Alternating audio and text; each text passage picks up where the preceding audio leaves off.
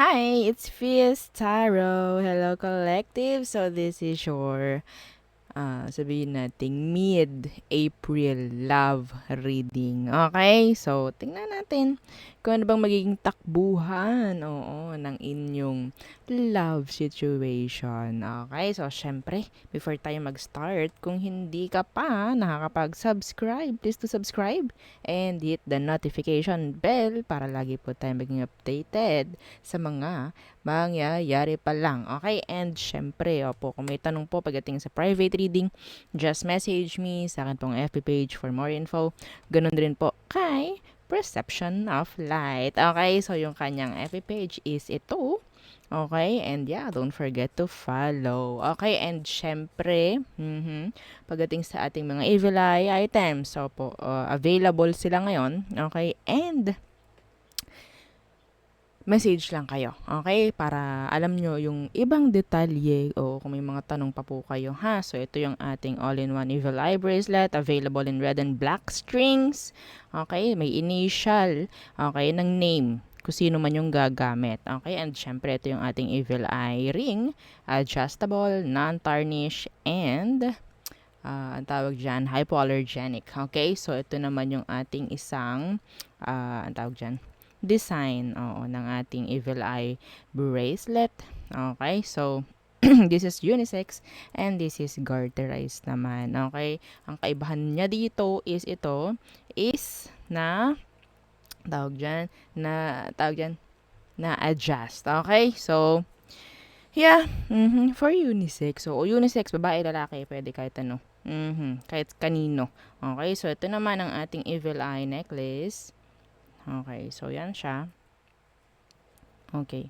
So, kung ganito ang inyong likings, yung ating Evil Eye necklace, ang meron sa kanya, may extenders, okay, non-tarnish, and hypoallergenic. Okay, so bagay sila palagi nito ni Evil Eye ring dahil may pagkakahawig, no? Much daw sila. Anyway, pagdating dito kay Evil Eye necklace, kahit lalaki, nabili nito, nag-o-order sila. I don't know why. Okay? Hindi ko alam kasi parang pang babae kung titingnan. Pero yeah, may mga lalaking nakuha. Okay? So, yeah, regarding naman sa ating The Granter. Where are you? 'di ba? Yung mga nagpa-receive po, nagpa-reserved, okay? So, hanggang Friday daw, sabi ni admin. Hanggang Friday ng tanghali, okay? Kung hindi kayo magpaparamdam sa mga, yung mga hindi na-reply kay admin, ibibigay na po sa iba, no? Yung inyong slot, and then, kung babalik daw kayo, para sa akin, kung babalik kayo, wala na. Okay? So, ganun na lang. Okay. So, collectives.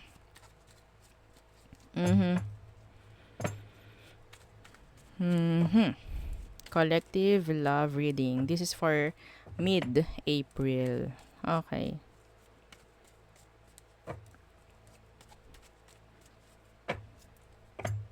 Okay.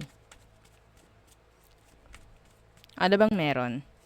Anong meron? Anong situation, collectives? Situation sa love. Oh, the tower. Okay, so may separation and the moon. Okay, so may nangyaring separation dito. Someone is always thinking, maybe meron din ditong takot, no, na dumating sa punto na magkaroon ng endings. May napoprolong, okay, like, dapat hindi na to, pero pinagpapatuloy pa rin, like that. Okay? So, ano bang meron sa person mo? Anong meron sa kanya?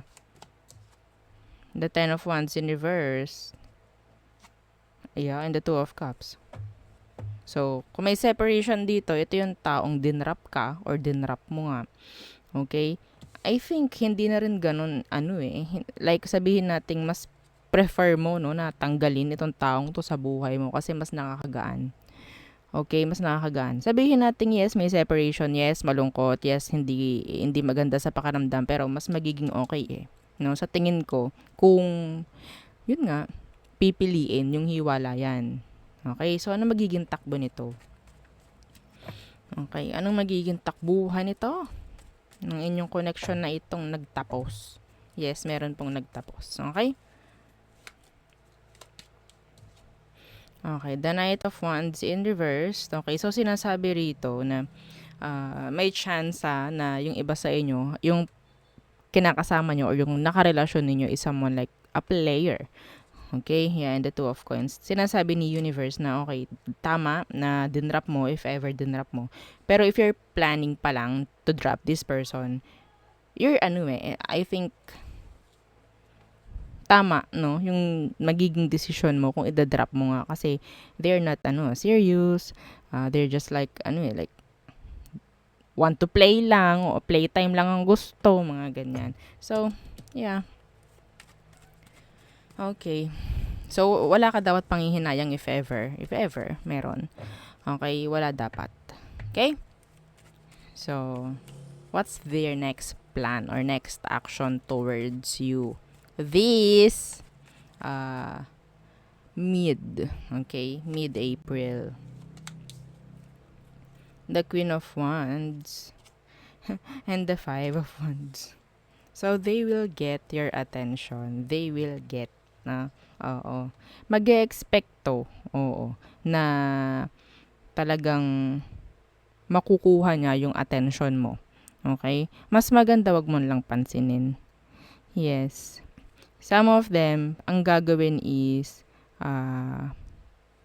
like, mayroong physical na, i-enhance, mga ganyan, para makuha yung attention mo, like that. Pero, yeah, in-expect nila na pwedeng makuha nga nila yung attention mo by doing that. Okay? So, hindi naman siya like totally direct, no? Action towards you. Pero, ang nakukuha kong intention niya is, yun nga, to get your attention. Okay? Ganon lang. So, tingnan natin. Masyadong confident sa sarili tong taong to. Yeah. Na pwedeng ikaw ang gagawa ng paraan or sabihin nating hindi mo kaya siyang i-resist. Okay? Yes, like that. Okay, so tingnan natin ano maging outcome / advice for the collectives. The Nine of Wands in reversed. And the Hanged Man. Okay. So, ialis mo yung sarili mo sa mga ganito. Ha? See, the Devil in reverse. Okay. The Nine of Wands in reverse, this is energy of masyadong pagod ka na. Okay? You're just like soldier. Oo, galing sa isang war, mga ganyan. You're like tawag dyan, animal na may sugat. Yeah, licking your wounds, mga ganyan. Okay? So, yeah. Hindi mo dapat ipunta pa, no, yung sarili mo sa parang hindi parang sa sitwasyong ito. Hindi mo na kailangang ibalik, no, yung sarili mo sa ganitong sitwasyon dahil nagawa mo ng umalis. Okay? Kung nagpaplano ka, mas magandang ipagpatuloy mo yung plano na kumalas. Ha? Na kumalas. Kasi mas magiging okay ka. Mas gagaan yung energy mo without this person. Even though, yes, merong kasamang sadness dyan, confusion, mga what ifs. Okay? Mas maganda talaga. Kasi isipin mo, habang nandyan ka sa connection nyo na yan, no, kita mo and ramdam mo kung ano bang meron. Okay? So, some of you, you just need to take a risk, no, para malaman anong meron outside the connection. Kung mas maganda ba? Parang ganun Okay? Kasi may chance talaga na nag-iisip yung iba sa inyo na anong mangyayari kapag umalis ako sa connection na to? Baka makahanap siya ng iba. Baka ganito, baka ganyan. Mas maganda na yun. Sa totoo lang. Mas maganda na yun. No? Oo, hayaan mo yung next niyang target ang kawawain, hindi ikaw. I-save mo na yung sarili mo from this. From them. Okay? Ganun lang. You don't need to, to stay. At maghintay, mag-expect ng something sa kanya. Kita mo naman na. Hindi na kailangang itanong, kita mo naman na.